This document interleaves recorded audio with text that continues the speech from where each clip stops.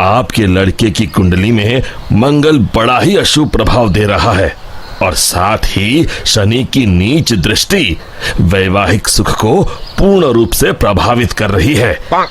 अब क्या बोलूं, ये कुंडली तो दुर्योगों से भरी पड़ी है। इस वक्त इसका विवाह ना ही करें तो बेहतर होगा। तभी राजू के पिताजी कहते हैं, ऐसा ना कहिए पंडित जी, बड़ी मुश्किल से रिश्ता आया है, वरना इस नालायक को कौन अपनी लड़की देने वाला है। अब बस आपका ही सहारा है, कोई तो उपाय निकालिए। फिर काफी सोच विचार करने के बाद पंडित जी एक उपाय निकालते हैं। फिर पंडित जी बताते हैं कि राजू की शादी पहले गांव के बाहर जो पुराना पीपल का बड़ा पेड़ है उस पेड़ के साथ करनी होगी और उसके बाद देविका के साथ उसका विवाह किया जा सकता है। फिर राजू और देविका के परिवार वाले पहले राजू की शादी उस पीपल के पेड़ के साथ कर देते हैं और बाद में देविका के साथ। लेकिन उस पीपल के पेड़ के ऊपर रहने वाली चुड़ैल बहुत खुश हो जाती है और वो समझती है कि राजू और उसकी शादी हो चुकी है।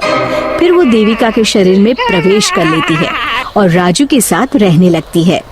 फिर एक दिन राजू की माँ उसे ताना मारते हुए कहती है, अरे निखट्टू, कब तक घर में बैठा मुफ्त की रोटियां तोड़ेगा?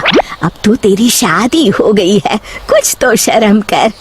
क्या माँ, सुबह सुबह फिर से तुम्हारा भाषण शुरू हो गया। तुम चिंता मत करो, मैं जल्द ही खुद का व्यापार शुरू करने वाला हूँ। अरे बेटा, तू किसे बेवकूफ बना रहा है, मुझे या अपने आप को? पिछले 5 सालों से यही सुनते आ रही हूँ। बस बहुत हो गया, मैं कुछ नहीं जानती। कल से अपना और अपनी पत्नी के राशन पानी का इंतजाम तू खुद कर ले। अब तेरा बोझ हम लोग और नहीं उठा सकते। इतना कहकर राजू की माँ वहाँ से चली जाती है। फिर राजू सोच में डूब जाता है। तभी देविका उससे कहती है, सुनिए जी, आप चिंता मत करिए, आपको कहीं काम करने जाने की जरूरत नहीं है, आप बस मेरे पास रहिए। अरे भाग्यवान, अगर कमाने नहीं जाऊंगा तो अपना गुजारा कैसे होगा? तुमने सुना नहीं माँ क्या कह के गई है? अभी आप बेफिक्र होकर सो जाइए, मेरे पास एक जादुई पोटली है। फिर देविका उसे एक लाल रंग की पोटली दिखाती है। आपको जितने पैसे चाहिए उतने पैसे इस पोटली में हर सुबह आपको मिल जाया करेंगे। बस ये राज हम दोनों के बीच रहना चाहिए। राजू अपनी पत्नी की बात सुनकर बड़ा खुश हो जाता है और आराम से सो जाता है। फिर अगली सुबह जब राजू की आंख खुलती है, वो ये देखकर हैरान हो जाता है कि उस पोटली में सच में पैसे हैं।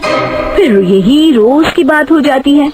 अब राजू सारा दिन मजे से घर में आराम करता। एक दिन राजू देविका से कहता है, अरे वाह, हमारे पास अब किसी चीज की कमी नहीं है।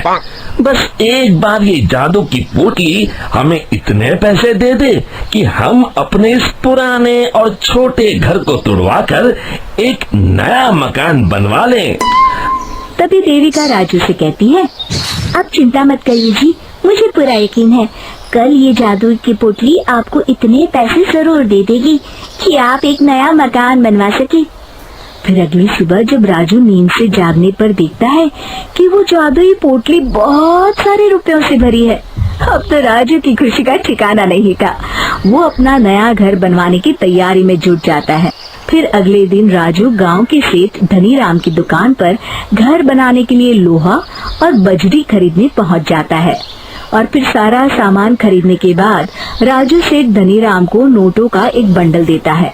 धनीराम तुरंत अपने नोटों के बंडल को पहचान लेता है और राजू से कहता है, अरे ये तो मेरे ही पैसे हैं जो कल रात मेरे घर से चोरी हो गए थे। राजू धनीराम की चोरी वाली बात सुनकर हक्का बक्का रह जाता है। वाह भाई, तू तो कमाल का चोर निकला।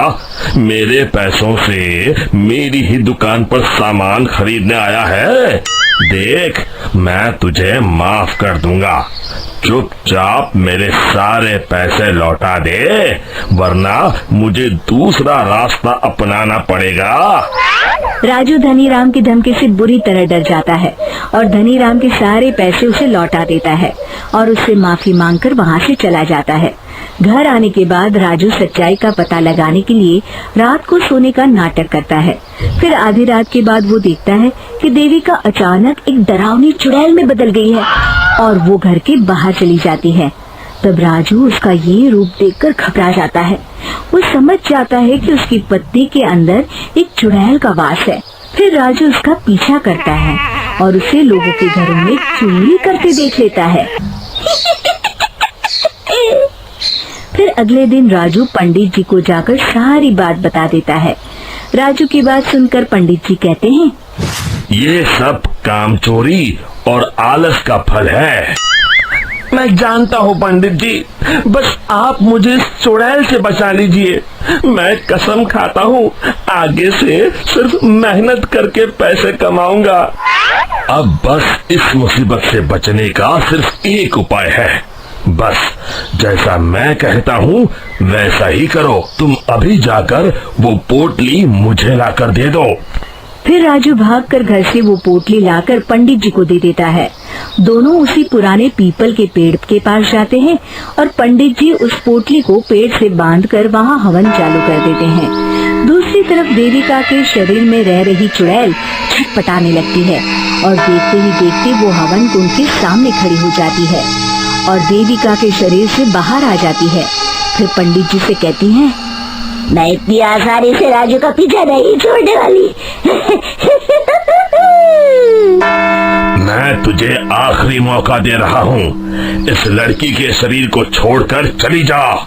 मेरी बात मान ले चुड़ैल, वरना मैं तुझे जलाकर राख कर दूंगा। तू मुझे नहीं जानता पंडित, इसलिए तू इतनी बड़ी बड़ी बातें कर रहा है। लगता है आज तेरा आखिरी दिन है। तो तू नहीं मानेगी तो ठीक है, अब मजा देख।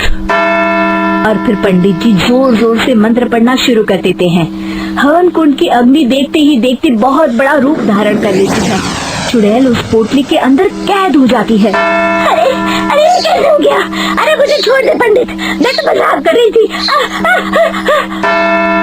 फिर पंडित जी उस पोटली को उठाकर हवन कुंड में डाल देते हैं।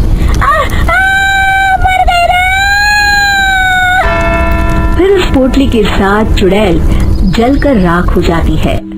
शिक्षा, लालच और मुसीबत एक ही सिक्के के दो पहलू हैं। इससे दूर ही रहने में हमारी भलाई है। दोस्तों, हमें उम्मीद है कि आपको हमारी ये कहानी पसंद आई होगी। कृपया हमारे चैनल को सब्सक्राइब करें और सभी अपडेट्स के लिए बेल आइकन जरूर दबाएं। और हाँ, वीडियो लाइक और शेयर करना मत भूलिएगा। Bye bye.